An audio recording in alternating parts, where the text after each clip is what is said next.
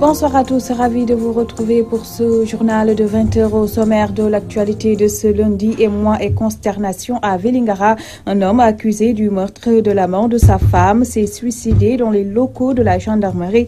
Une enquête a été ouverte. Les étudiants orientés dans les instituts privés en veulent à Macky Sall. Ils ont été renvoyés de leurs écoles. Ce lundi, l'État doit 16 milliards aux universités privées. Après les fissures, la LD implose. 18 responsables du mouvement LD Debout ont été suspendus par la direction du parti. Les militants suspendus parlent de décisions illégales et réduisent la LD à une section de l'APR. Voilà pour les principaux titres.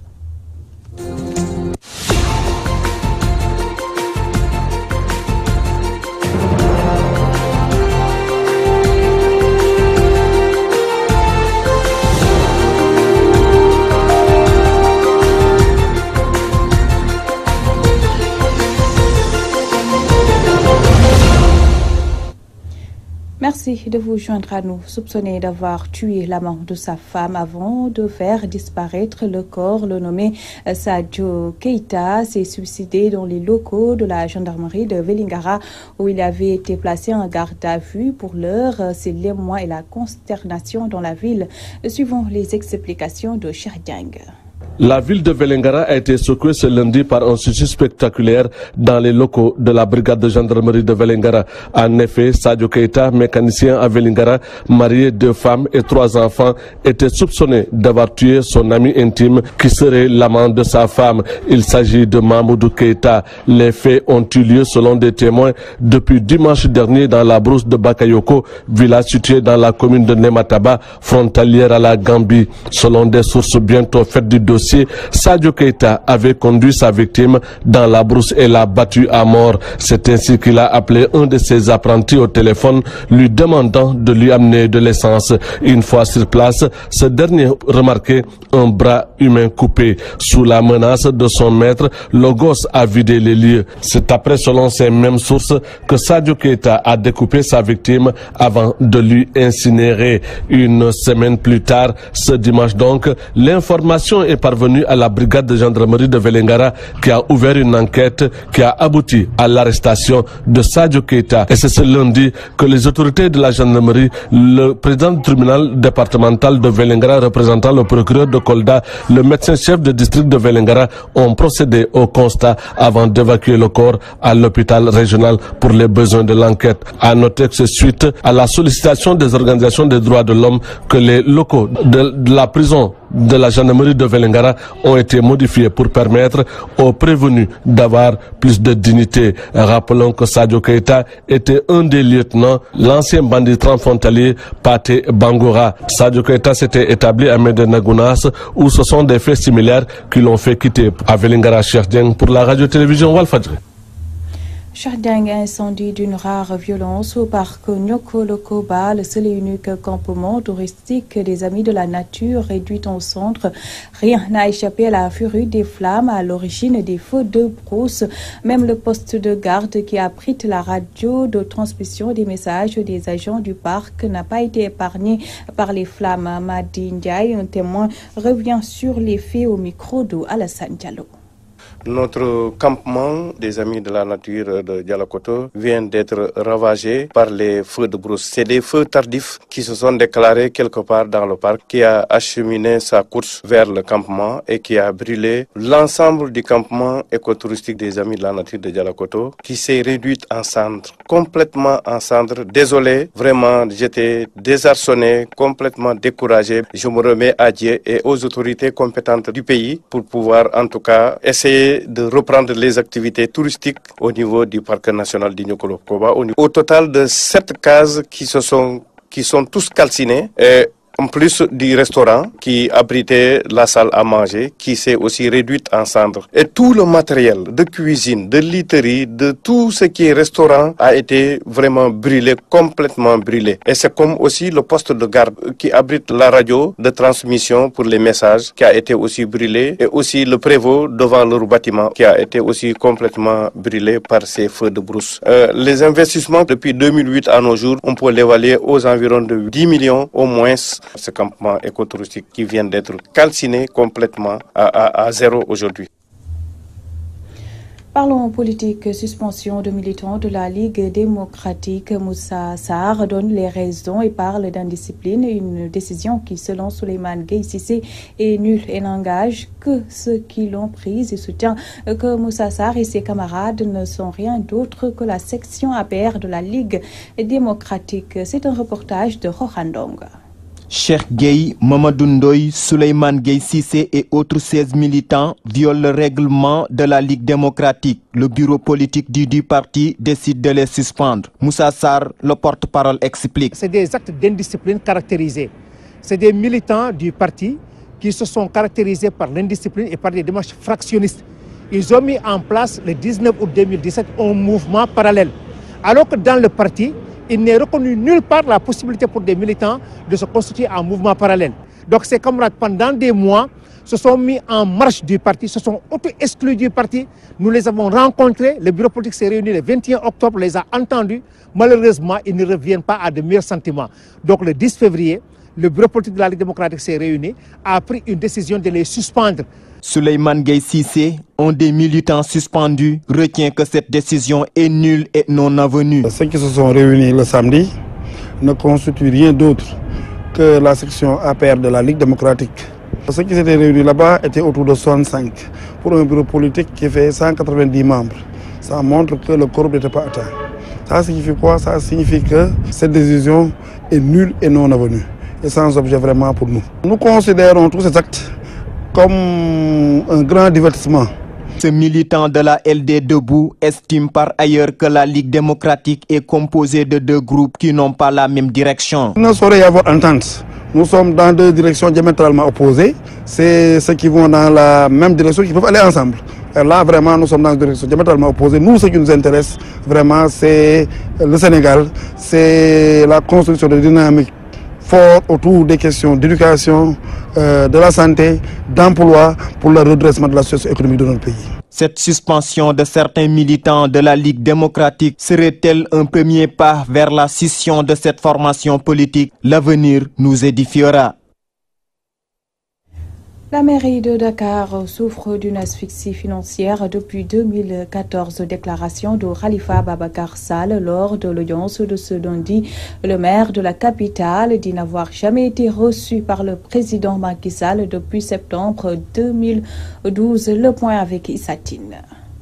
Après les auditions des témoins le vendredi passé, les interrogatoires des prévenus sont repris au tribunal correctionnel de Dakar ce lundi. Dès le début de l'audience, le maire de la capitale a profité des questions des avocats de la défense pour étaler les maux dont souffre la ville de Dakar depuis 2014. Khalifa Babacar Sall est revenu sur l'emprunt obligataire, ce qu'il qualifie d'asphyxie financière. Dans ce même siège, le maire fustige l'arrêt des travaux de pavage de la ville de Dakar. 15 milliards de francs CFA ont été investis dans ce projet avec 1000 emplois et 3000 jeunes qui étaient en attente. Finalement, le projet tombe à l'eau. L'équipement des stades en gazon synthétique, les travaux de la place de l'Indépendance freinés par le veto du gouvernement de Macky Sall, l'État lui a retiré la gestion des déchets. Contrairement à ce qui se faisait, l'embellissement et l'éclairage de la ville de Dakar, des travaux arrachés de ses mains par le ministère du Renouveau urbain. L'édile de Dakar n'a jamais rencontré le président de la République Macky Sall après 2 audiences de juin et septembre 2012 selon ses dires, et lors de leurs rares audiences, il dit avoir refusé les offres politiques que le président Macky Sall lui avait proposées. En tant que maire de la capitale, il ne fait plus partie du protocole du président depuis 2012. Ce procès est éminemment politique, conclut le pensionnaire de Rebeuss. Ainsi, tous les 8 prévenus ont rejeté ensemble l'association de malfaiteurs et détournement des deniers publics des chefs d'inculpation retenus contre eux, mais le faux et usage de faux reste toujours leur pomme de discorde. Je vous le disais en titre, les étudiants orientés dans le privé en colère contre le président Macky Sall. Ils reprochent au gouvernement de n'avoir pas respecté sa promesse de verser 16 milliards de francs aux écoles privées. Face à la presse au siège d'Amnesty International, ils ont tenu à mettre en garde les autorités. Le compte rendu est signé Abdou Khoudous Diallo. Nous voulons étudier dans des bonnes conditions. Nous voulons. Ils sont orientés par l'État du Sénégal dans différents instituts privés. Ces étudiants sont aujourd'hui désemparés du non-paiement de leur scolarité par le gouvernement de Macky Sall. Arrestation des cours dans tous les établissements privés. L'État a refusé de payer. Une somme qui s'élève à 16 milliards de francs CFA. Toutes les dépenses qu'ils font dans des domaines inutiles, l'éducation doit être priorisée au Sénégal. Ne sachant plus quoi faire depuis l'arrêt de leurs cours, ils avertissent les autorités concernées. On lance un ultimatum de 72 heures. Si l'État ne réagit pas, on va à la vitesse supérieure. Des jeunes désireux de poursuivre leurs études ont le soutien de Seydi Gassama Amnesty International Sénégal. Des étudiants en lesquels les parents font d'énormes espoirs. Il ne faudrait pas qu'on les sacrifie. L'argent que l'État doit aux établissements d'enseignement supérieur est entièrement à la portée de l'État du Sénégal. Il y a des milliards qui sont gaspillés tous les jours dans des événements qui n'apportent absolument rien à ce pays. Donc il faut que le gouvernement sorte l'argent, paye les établissements afin que les jeunes puissent retrouver les amphis. Parce que c'est là qu'ils veulent. Donc nous interpellons le président Macky Sall, nous demandons de prendre cette affaire en main parce que de toute évidence, son ministre de l'enseignement supérieur est resté muet depuis que ces questions-là sont soulevées. 16 milliards, c'est la somme que doit éponger l'État du Sénégal pour permettre à ces jeunes de poursuivre leur formation. Une promesse jusqu'ici non tenue, qui ne fait qu'allonger la liste depuis l'accession de Macky Sall à la première magistrature. L'actualité, c'est aussi la colère des impactés du train express régional à Thiaroye, Pikine et Yeumbeul qui crache sur les indemnisations proposées par l'APIX. Ils jugent dérisoire le montant et sollicitent l'intervention du chef de l'État. Ibrahim Cissé, leur porte-parole, est au micro de Théodore Semedo. Il y a un manque de considération inédite. D'abord, ce que nous avons fustigé dès le départ, c'est le processus d'indemnisation et les indemnités qu'ils veulent nous imposer. Donc il est hors de question donc d'y aller. Puisque y aller, c'est adhérer donc à ce qu'ils sont en train de faire. Et la meilleure façon de les barrer, c'est de ne pas y aller. L'APIX est un exécutant, tout simplement, qui veut se convertir en exécuteur. Ils veulent nous massacrer. Il a des problèmes. Et séance tenante, ils ont dit que seule la solution politique reste. Qui détient la politique ici, c'est le commanditaire, le mandataire, le président de la République, en l'occurrence son Excellence Monsieur le président de la République Macky Sall. Donc c'est lui qui détient les rênes. Tout ce qui nous arrivera demain, c'est lui le responsable. Il n'a qu'à prendre ses responsabilités. Ceux qu'ils avaient envoyés en mission, ils ont atteint leurs limites et ils ne veulent pas lui donner des comptes rendus fidèles. Donc, ils ont échoué pour la libération de l'emprise. Ce qu'ils veulent faire maintenant, c'est de venir de se camoufler et massacrer les gens. Et des banlieusards qui sont nés ici et grandis ici, même en banlieue. Nous ne sommes pas prêts à quitter même cette zone de prédilection que nous chérissons beaucoup. Je dis que les barèmes sont insensés. Un barème, si tu me donnais pour ma maison 100 millions le mètre carré, 100 millions j'ai dit, le mètre carré, et je ne parviens pas à me relocaliser dans la zone, c'est-à-dire acheter une autre maison dans la zone où je suis, ça n'a pas de sens. Nous avons habité pendant 50 ans, 100 ans dans ces lieux. Si vous nous payez une somme colossale, ça ne peut pas échanger les préjudices que nous avons fait subir. Ce n'est pas qu'en banlieue que le terre est décrié à Rufisque. Les populations de Castor et autres quartiers environnants ont manifesté pour dénoncer le coup de force du train express régional. L'unique centre d'épuration de la zone a été démoli sans préavis. Aujourd'hui, ces quartiers font face à un problème de santé publique, nous apprend Najib Sagna. Au nouveau front contre le terre, en effet, à Castor, un quartier situé dans la ville de Rufisque, le projet a détruit le centre d'épuration construit depuis des années et qui dessert plus de 3 quartiers. Ainsi, 384 maisons sont aujourd'hui sans assainissement. L'absence des autorités a également aggravé la situation. L'ASC avait provoqué une rencontre avec le préfet d'alors. C'est ce qui nous a valu ce bijou-là qui est devenu cette station d'épuration. Bon, et à notre grande surprise, on est venu casser notre station. Alors ça nous a vraiment choqués. C'est ce qui nous a poussé à sortir, à provoquer cette assemblée générale. Et on ne nous a jamais consulté par rapport à ça. Et à notre grande surprise, ils ont détruit notre station sans que l'on cherche ce qui s'est passé réellement. Les familles se lavent dans des conditions très difficiles, parce qu'il y a de l'eau partout. Il y a actuellement des cas de diarrhée qui se sont déclarés. La société civile, la SOCOSIM, était venue soutenir ces populations, dont beaucoup sont aujourd'hui désimpactés de terre. Ce qui se passe actuellement, c'est inhumain, c'est inacceptable. Regarde ce qui se passe. Toutes ces populations qui sont là, hommes, femmes, jeunes, tous, regardez-les dans les situations. Ils veulent nous détruire au profit des Français d'une société qui est en faillite, Alstom. Maintenant, les gens ne l'accepteront plus. On va nous rendre notre dignité bafouée. Nous allons sortir et nous allons arrêter les travaux. Ces travaux-là ne vont pas continuer tant que les problèmes des populations ne sont pas réglés. Nous sommes prêts à mourir parce que ça, c'est inacceptable. Nous allons organiser une marche départementale. Toutes les populations vont sortir et faire face à ce projet. Les autorités politiques près du pouvoir calment le jeu. Une solution est bien possible. Ah oui, il y a des solutions parce que les autorités ont déjà pris les devants. Ce matin, on a donc tenu une petite réunion avec le conseil de quartier et on a donné des débuts de solutions. Et dès demain, le collectif va rencontrer la maison du terre, Madame Thiam, qui est là-bas, qui va les recevoir donc pour discuter avec eux comment arrondir les angles et régler le problème de la station d'épuration. En même temps, donc faire de telle sorte que les populations impactées par le projet soient indemnisées d'une manière prompte, équitable et juste et intégrale. Ce sont même les populations de concert avec ENDA qui ont conçu le centre d'épuration. Aujourd'hui, c'est un problème de santé publique et une menace pour la ville.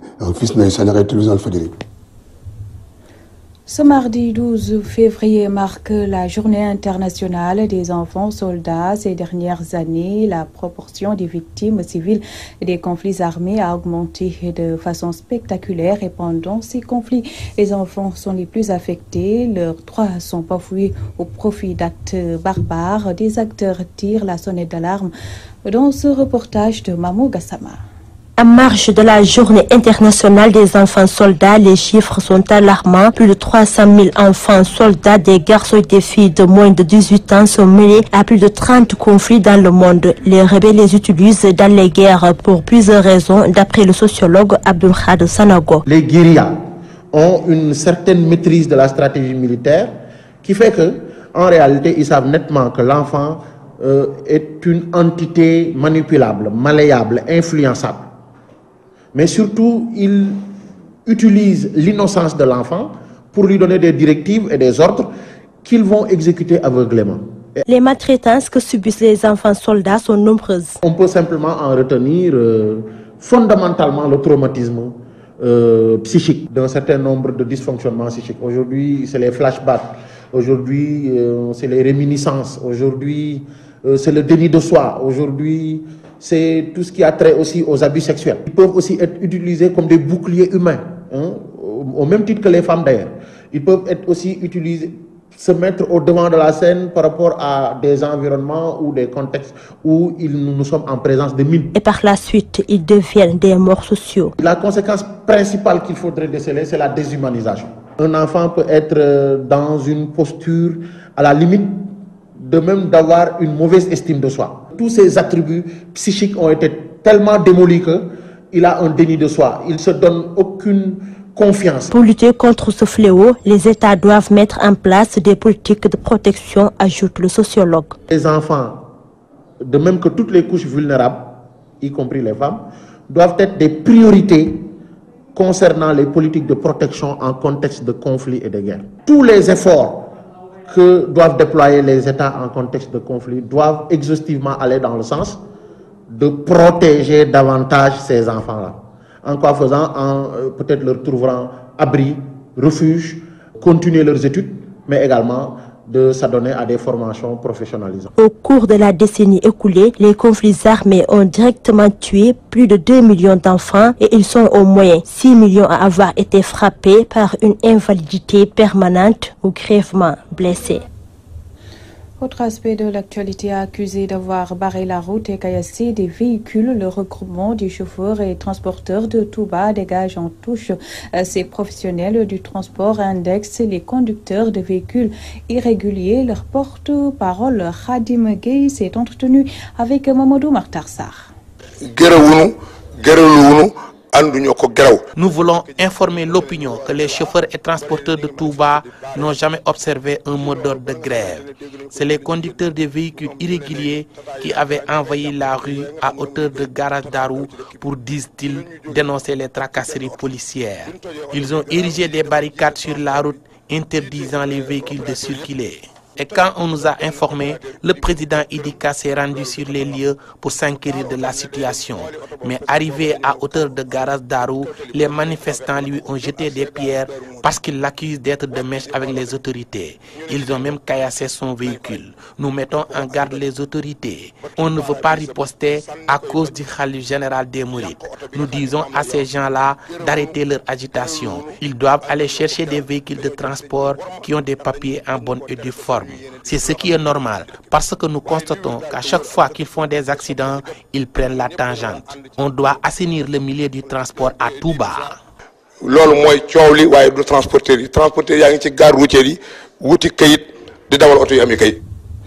À Touba, toujours, Serigne Moustapha Mbacké appelle à l'unité de la famille de Serigne Bara Mbacké, une recommandation de son père, Serigne Sidi Makhtar Mbacké. Le fils aîné du défunt Khalif a fait cette déclaration à quelques jours du Magal de Gouimbind. Mamadou Makhtar Sarr. Serigne Cheikh Sidi Makhtar Mbacké, durant toute sa vie, a prôné l'entraide, la solidarité et l'unité entre les musulmans.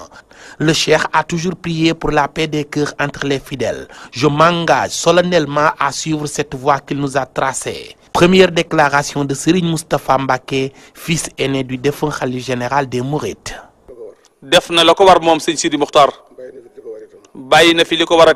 Le Cheikh a fait ce qu'il devait faire. Il a accompli sa mission sur terre. Il a toujours prôné l'entraide et la solidarité entre les musulmans.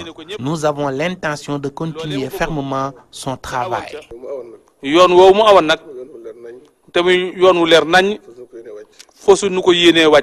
Serigne Moustapha Mbacké appelle toute la famille de Serigne Mouhamadou Lamine Bara Mbacké à suivre les recommandations de son défunt père qui ne sont rien d'autre que l'éducation, le travail et le respect des écrits du fondateur du mouridisme Serigne Touba Khadimou Rassoul.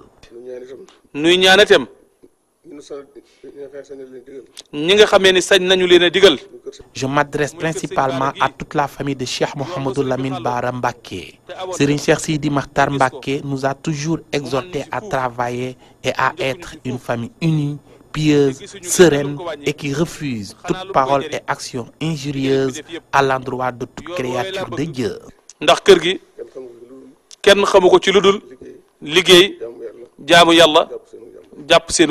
Concluant ses propos, Serigne Moustapha Mbacké a remercié les chefs religieux, le chef de l'État, l'Église, qui ont tous fait le déplacement à Touba pour présenter leurs condoléances. Cette déclaration a été faite à quelques jours du Magal de Mbacké Kadior, prévu le 15 prochain. Selon les membres du comité d'organisation, tout est fin prêt pour la réussite de l'événement qui commémore la naissance de Cheikh Mouhamadou Lamine Bara Mbacké Khadimou Rassoul. Touba Mbacké, Mamadou Makhtar Sarr pour la radio-télévision Walfadjri. C'était le journal de 20h. À vous tous, merci de l'attention. Retrouvez tout juste après moi Moustapha Diop pour la 4e et dernière partie de l'édition du soir. Bien à vous.